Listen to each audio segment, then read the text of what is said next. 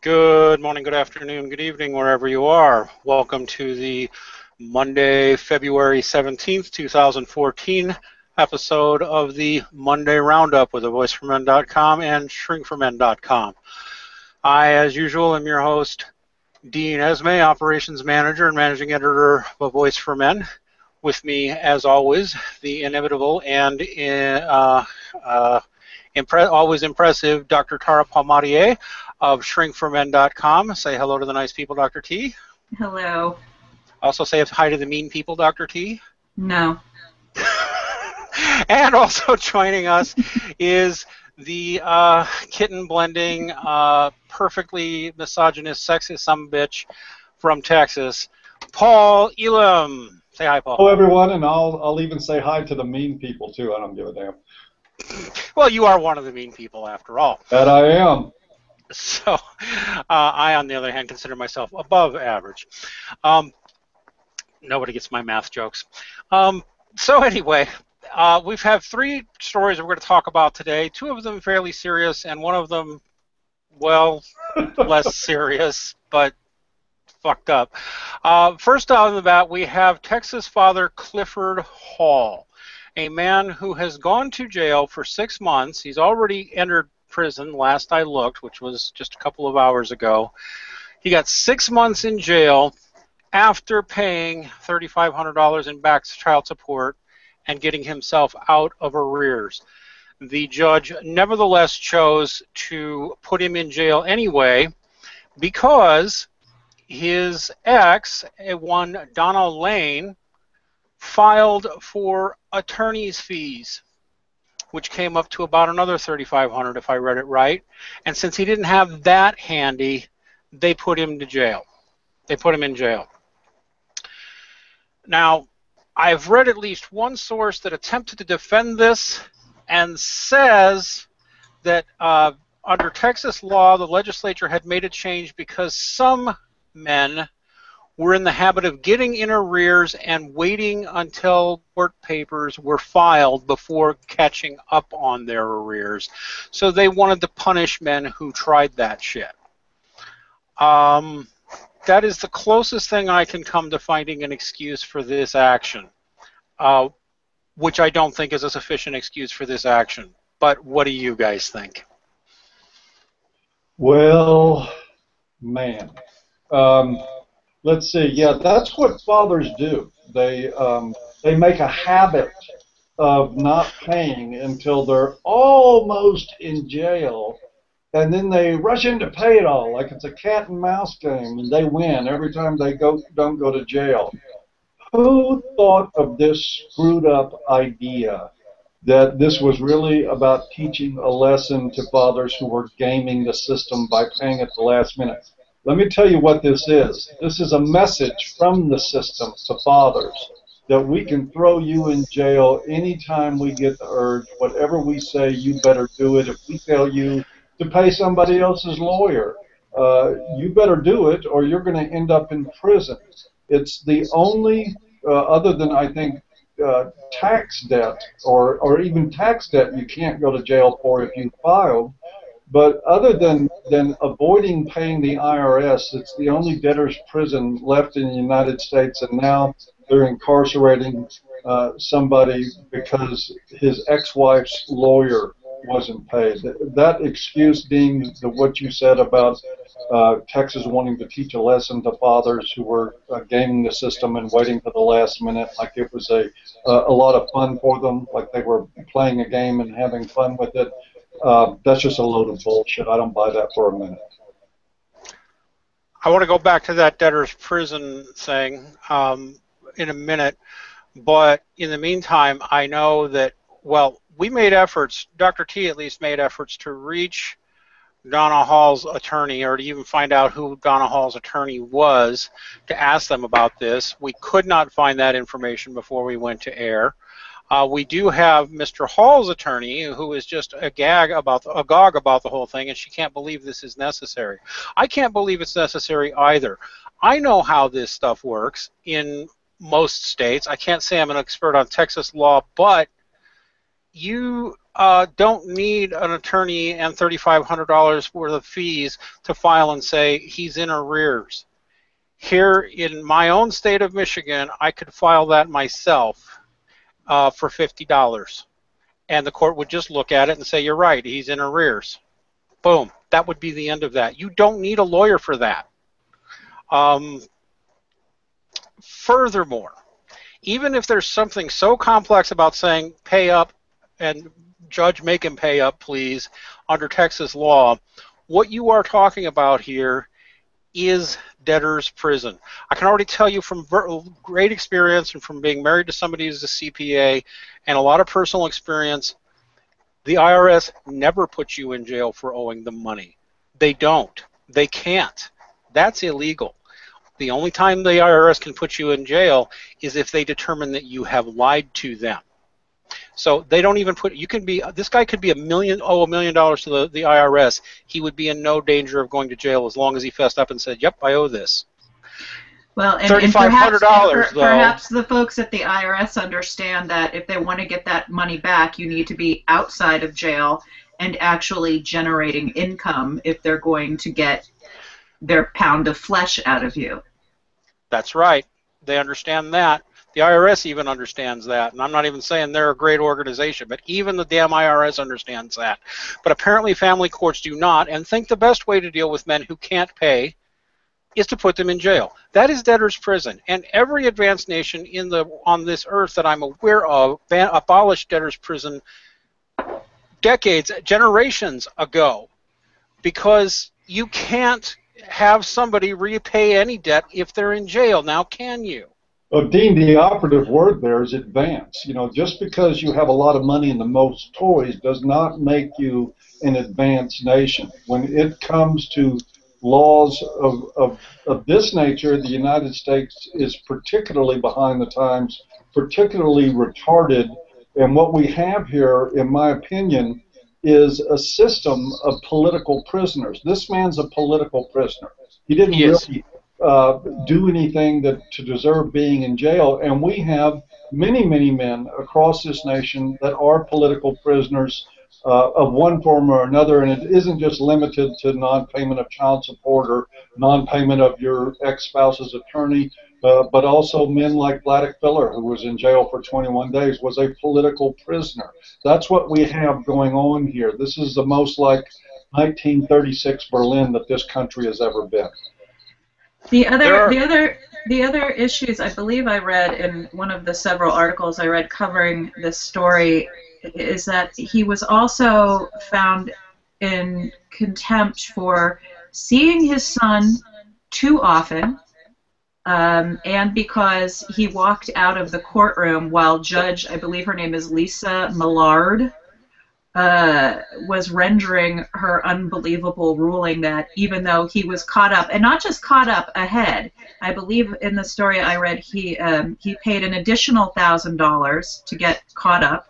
And by the way, this wasn't a purposeful mistake he made. Apparently what happened is there was some snafu with his employer regarding the automatic garnishment of his wages. No one notified him until the last minute. And as soon as he found out, he went and he paid. And that wasn't enough for Lane's attorney. She wanted her pound of flesh as well. And since he didn't have it, he went to jail. So technically, he didn't go to jail for being in arrears on his child support. He went to jail because he didn't pay some fucking attorney. Pardon my language. Let me go back for a minute and just ask you to repeat something, Dr. T. I just want to make sure I heard it right. He was found in contempt for seeing his child too much? Yes, because apparently Lane claimed he showed up during the holidays at his school to pick him up when he wasn't supposed to. I'm kind of a little sketchy on that. But I know. You see women all the time who are bemoaning, deadbeat dad this, doesn't spend any time with his kid. Here you've got a father who's not just taking care of his child financially, but wants to be an active part of his life. But bitter ex is pissed off because, I don't know, he wouldn't marry her, and now she's exacting her revenge via the court system, as far as I can tell. I am going to take out my own little pound of flesh here and call out one particular asshole by the name of Joel Androphy. Androphy?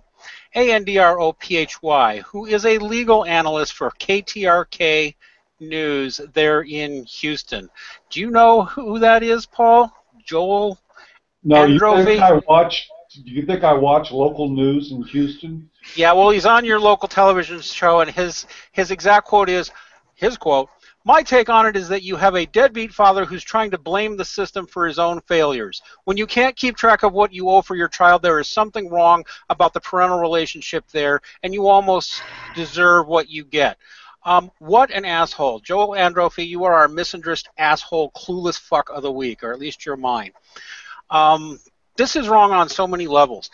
This man is not being given due process before he's being jailed, and he's being put in debtor's prison. This is not morally or ethically sound.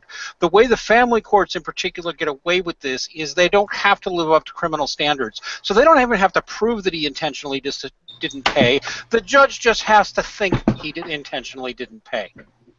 And it's entirely up to her discretion, which means basically she's got a gavel and the ability to put you into jail because she feels like it.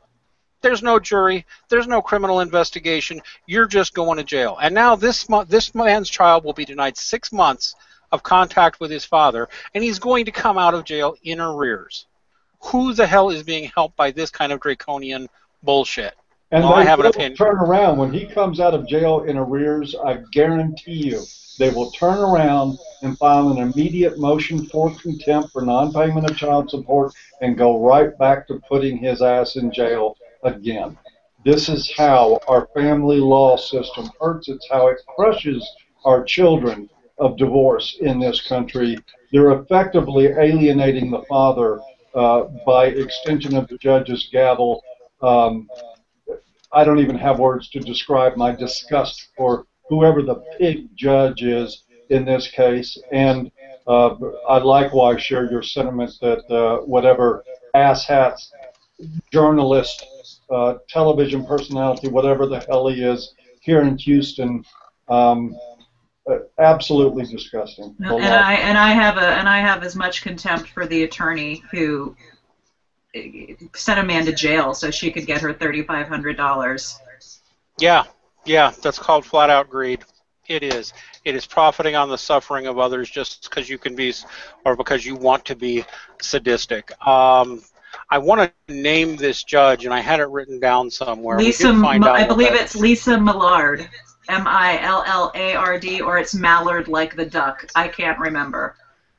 I can think of a few other names for her, but we'll stick with her. No, I found her name. Judge Lisa Millard. All right, that legal analyst there at that TV station is an ass hat of the week. Judge Lisa Millard of the Harris County Civil Courthouse. You are a child-abusing judge, and you should be ashamed to be yourself. I'm going to repeat that. Lisa Millard, the dishonorable Lisa Millard, is a child abuser, and you're committing child abuse from the bench, in addition to being no better than a kangaroo court judge who just throws people in jail because you feel like it. You go to hell. Seriously, I don't care what the law says. Get another job because you have a disgusting job. I don't know what else to say except this is immoral on every level. Even if you accept that he was intentionally not paying, which I don't, that is not a reason for debtor's prison. That is not an excuse for debtor's prison. Debtor's prison is a human rights violation. And let me just say one thing to the women out there who use alimony and child support as your sole source of income. That's supposed to be supplemental income. You're not supposed to use that money and if you don't have it, you can't pay your rent or your electric bill, okay? That's supplemental, and it's for the kid. That's right. That's right. Well, and to add one more thing to that, folks, you know, again, this is reflected in part of a system that we have now, that if a woman can't afford to take care of a child, we put her on the dole, start paying her bills, buy her food, give her a welfare check. Give her tuition money, give her whatever she needs. If a guy can't afford to take care of to jail. Put him in jail. That's right. So the upshot is, Donna Lane, you are a poor excuse for a mother. Judge Lisa Millard, you are a child abuser from the bench. And Mr. KTRK legal analyst Joel Androphy, you're a scumbag. That's all I gotta say. And mystery attorney, the same goes for you. That's right. That's right. All right, moving on. We have another issue, and one that's going to piss some people off, and I don't care. I don't think anybody else here does. From Dartmouth, is it Dartmouth College or Dartmouth University? I can't remember which they call themselves. It's Dartmouth Center for Indoctrination. Dartmouth Center for Indoctrination. Dartmouth College in New England. In Boston. Are they in Boston? Okay. Yeah. Hi, Boston. You have a shitty university within your borders with shitty people running it. One, Amanda Childress, who is the Sexual Assault Awareness Program Coordinator at Dartmouth College. Now, we reached out to Ms. Childress. A few of us reached out to try to get comment from her, and she did not return phone calls or emails, so we assume she doesn't want to comment. She was recently at a big to-do where they were talking about sexual assault on campus, and she asked why. She seriously asked, why could we not expel a student based on an allegation alone? Why shouldn't we? She said that, if a guy gets accused and gets thrown out of college, it's too bad. Why shouldn't we do that? Going to college isn't a right. Like something called, I think it's like presumption of innocence. Oh, but she went on to say that all this, gobbledygook about presumption of innocence and due process, that really was nitpicking because the problem is rape culture, and millions and millions of rapes aren't reported, and only this microscopic portion of real rapists are convicted. And so this whole notion of due process, of presumed innocence, of actually giving somebody a chance to defend themselves from an allegation, we shouldn't bother with any of that. And man, I want to tell you, we talked on this show before about Elizabeth Sheehy. We just got through talking about the absolute absence of due process in the matter of child support in that man's case, which goes on rote. And here we now have some chairperson for sexual assault awareness at Dartmouth openly advocating that we just eliminate any sense of forget due process, forget process. If you're accused, you're expelled.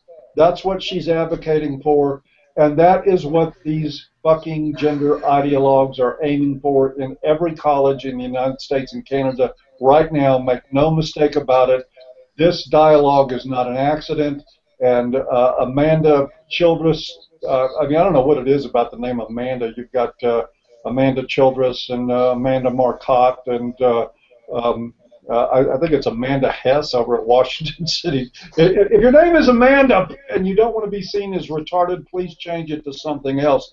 But this is absolutely part of an agenda to further extend what we're seeing in family courts and everywhere else right now, is that the power of a woman's pointed finger should be enough to ruin a life, and they're trying to institutionalize it right now. And you know what? It's working, because mainly, I hate to say, because so many men are sitting on their butts with their thumb up their asses saying, I'll object as long as it doesn't offend women.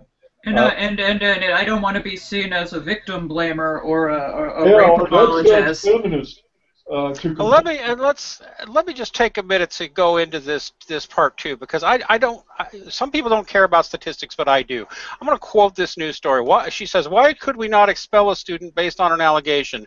Childress asked the panel, before noting that while 2 to 8% of accusations are unfounded, that's a false statistic, and 90 to 95% are unreported. That may be true, but it's a different question. And she says, it seems to me that we value fair and equitable processes more than we value the safety of our students, and higher education is not a right. Safety is a right. Higher education is a privilege.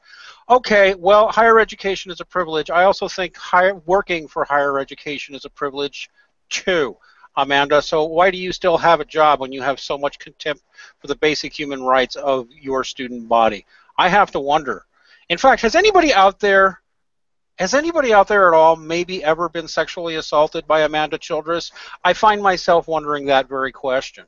You know, my intelligence has been assaulted. Does that count? Well, it's not. In some ways. I hate to bring this up on a hangout, because it is rather personal. But as a victim of post-traumatic stress disorder, I do have sort of a fuzzy memory that involves Amanda Childress. I mean, do you? I'm now, not don't be afraid to tell us about it. Be brave. Tell us about it. Have the courage. Well, don't let us silence you. I won't. I'm not saying that she actually did it for sure, but I am saying. But you know, Paul, even if you think she might have, it happened. Well, the thing is, I read Courage to Heal, and if I think she might have done it, that means she did do it. That's the way these things work. The Good Men Project will tell you the same thing. This is important. In the low bar to this hangout, there is an anonymous reporting form for Dartmouth. And if you, like me, feel like you could possibly have a memory of being raped by Amanda Childress, which I do possibly have that memory. There is an anonymous reporting form in there, and of course, as we all know, at Dartmouth, an accusation is tantamount to convictable evidence, and if you just report what happened to you, I am sure Amanda will be out on her sorry feminist ass tomorrow. I would go one step further. Even if you don't have a possible memory of Childress touching you in some way, I think if if her views make you uncomfortable, you should report her as well. I know her views certainly make me uncomfortable. And as we know, if she's making you uncomfortable, she's probably guilty of something. She's abusing you if she makes you feel uncomfortable. That's right. She's a very creepy person, obviously. And so, and creepy people really should, be watched carefully. It's over at the Good Men Project, they have said, if you think you were raped, you probably were. We can't afford to take the risk that Amanda Childress might be regularly raping people as part of her job. Can we afford to take that risk? I don't think we can. So if you think you remember, due process or anything like that get in the way. I got to agree with you. We can't let any sense of honor or dedication to the truth stand in our way of our pitchforks. I mean, our pursuit of finding the culpable people and doing something about it. So please, folks, by all means, avail yourself to that form that's in the low bar to this hangout this very moment. You can put this on pause, fill out your report, and then unpause it, and you won't miss a second. In all seriousness, she does pose a threat. She poses a threat to every single male student on that campus. She does.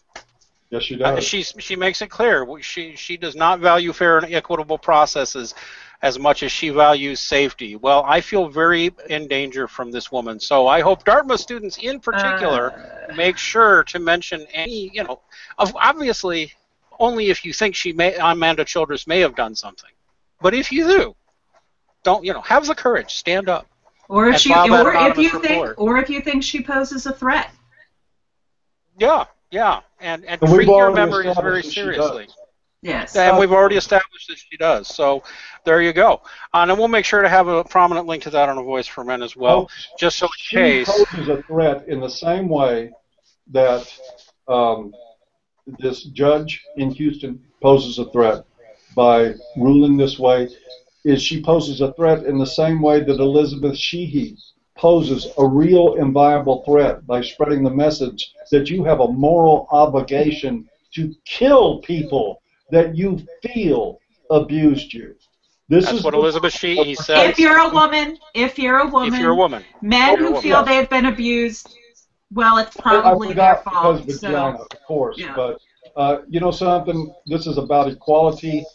Even if you have a penis and you feel like this woman has abused you, and I assure you, she has, then you owe it to yourself and you owe it to the society in which you live to go into the low bar of this hangout and fill out a report and let Dartmouth authorities know.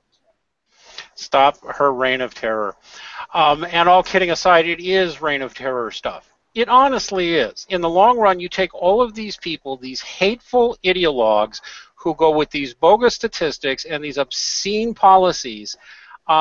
It's open season on men on campus. It's actually open season on men in a lot of ways, but it's particularly open season on campus. I'll tell you the truth. I don't think any young man today should think about going to college. You certainly shouldn't think about Dartmouth, because it's obviously a horrible institution that deserves to be dragged through the mud, because it is dragged itself through the mud, and we just need to point it out. Definitely don't go to Dartmouth, but I'd think about not going to college at all. I think it's probably a waste of your money and just an invitation to get debt you can't pay for a toilet paper degree. It doesn't surprise me more young men aren't going to college. Another New England school that seems to have forgotten the lessons of the Salem witch trial. I mean, just Jesus. It's horrific. Now, of course, she was only I will say this, in Dartmouth's favor, they only hired this clueless little totalitarian, fascist, goose-stepping little Nazi bitch. So she didn't necessarily set the school policy. But Dartmouth ought to ask itself whether people like this ought to be allowed to make policy. I'm not willing to give them a pass. If she still had a job the moment after uttering that fascist crap in one of their meetings, they're enabling her. They're enabling it. They sure are. They don't get a pass for a moment. I stand corrected. All right, so should we move on to something more fun, or you guys got more to say about Amanda Childress and her reign of terror and the need to Well, I've had about all of not fun that I can handle, so why don't we move on to fun? Okay. Now, this first came out a week or three ago, I think. I can't quite remember when it came out, but at Wellesley College, there are hundreds of students in a tizzy because an artist was allowed to make a number of sculptures and place them about the campus. And one of the statues, which, by the way, I looked into it, they apparently are made of bronze and are painted. So these are serious works of art here. And one of them is a guy in his tighty-whitey underwear and otherwise naked, standing outside in the snow. He's sleepwalking in his Fruit of the Looms. It's called the Sleepwalker. It's Sleepwalker, I think, and it's a hyper-realistic sculpture by artist Tony Matelli. And the Wellesley girls are losing their shit over it. There's so they feel it's rapey and triggering to anyone who has ever been sexually assaulted or thinks they might have been sexually assaulted. And they want it removed from the campus. They've had about 700 signatures and counting on some online petition. I, like you, Dean, heard something about this. Somebody on the Shrink for Men forum posted a link to it. It said, Wellesley students outraged. And I was like, yeah, when aren't those little twerps outraged about something? And I didn't look into it too more. And then a friend sent me a link to a Wall Street Journal article by Lenore Skenazy, which, if you haven't read it, hopefully that link is somewhere in the low bar. She just takes them apart and in a way that I really enjoyed and admired. For everybody's edification, by the way, there is in the low bar to this hangout, there is a link directly to an image of this statue. One thing this is definitely indicative of is that the girls of Wellesley have way too much money, time, and privilege on their hands, and so they are looking for something to be offended about, and apparently the idea of a statue. One of the things that sort of crossed my mind in this is this guy is shown, and now this time of year, of course, he's covered partially in snow. He's standing out there, and it makes him, to me, a lot more of a sympathetic figure. He's vulnerable. This person out there sleepwalking in the snow, and one would have to wonder on the Wellesley campus if this were a person in real life, if that weren't a sculpture or a statue, if it were a real man, what would he get first, a blanket or handcuffs? handcuffs. Certainly. I mean, that's the thing. The instant reaction ought to be, look at this poor man. He must be sick. He must be in trouble. Let's help him. Well, no, what they think is he's rapey. Well, it's funny, right? I read an article, I think it was in the New York Post, where they interviewed Metelli, and she said, you know, this man is vulnerable. He's the goal of the piece is to elicit empathy, not disgust, at which I snorted out loud, like, he wants empathy from Wellesley for an average-looking white man in a vulnerable state in his underwear? Boy, did he pick the wrong crowd. Holy crap. The question is, did he really expect that he was appealing to empathy, or this guy is obviously, you know, not stupid. He's a brilliant artist. I mean, the work itself is so lifelike that it is spooky in that way because it looks very real. But is he really dumb enough to think that he would stick the image or the effigy of a vulnerable white male into a crowd like Wellesley girls and think that the response was going to be empathy? Did he really think that? I'm not buying it entirely. Nobody's that stupid. Well, I don't know. People are naive. Meanwhile, if they had a public display of that a feminist artist had done, you know, a series of self-portraits in her own menstrual blood, you know, that would be lauded and okay. Frankly, I would find that a bit disgusting and possibly a public health hazard if she hadn't, you know, put the appropriate lacquers on the paints.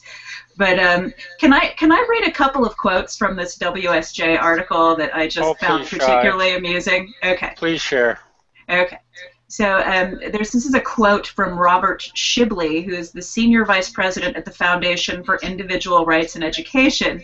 He writes, Wellesley should be a safe place for their students, not a triggering one. Oh, this was a petition signer, to which Shibley responded, it's the idea that any kind of discomfort is a form of assault. Okay, so if anybody's feeling uncomfortable for whatever reason, I don't know, the airplane seat is too small, somebody tells an off-color joke, somebody doesn't agree with you, you've been assaulted. I've been assaulted by Amanda Childress. Hang on. I'm gonna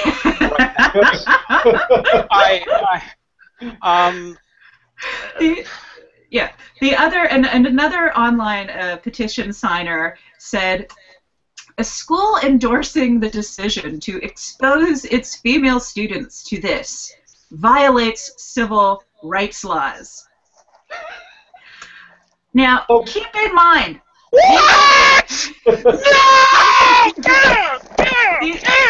these are probably the same young women who bust out their fishnets and see-through bras to participate in the annual slut walks, exposing themselves to the general public, including children, and yet an inanimate piece of art is a violation of their civil rights. I got two things to say about this. One, to all the young women of Wellesley, don't fucking go to Rome, okay? You're going to be from one side of that city down to the other, and there's no avoiding it, so stay in your little fucking cocoon right where you are.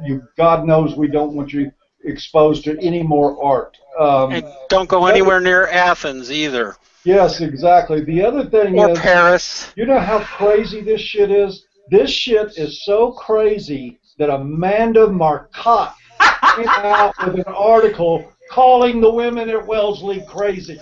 Link in the logo. When Amanda Marcotte calls bullshit on your feminist hysteria, you know you've gone one histrionic episode too far, okay? Oh my God. Take a Xanax and grow the fuck up, ladies. We know this is like Tiny Tim pointing at Pee Wee Herman and saying, "Ooh, he's weird." But the fact of the matter is that if Amanda Marcotte is telling you that a bunch of college girls are nuts, as much as I hate to say it, she's probably fucking right. Yes, yes. Rape fantasy princess. Thanks. The girls at Wellesley have gone too far. So. Well, that gets to a certain point that I have wanted to make, which is, well, there's two.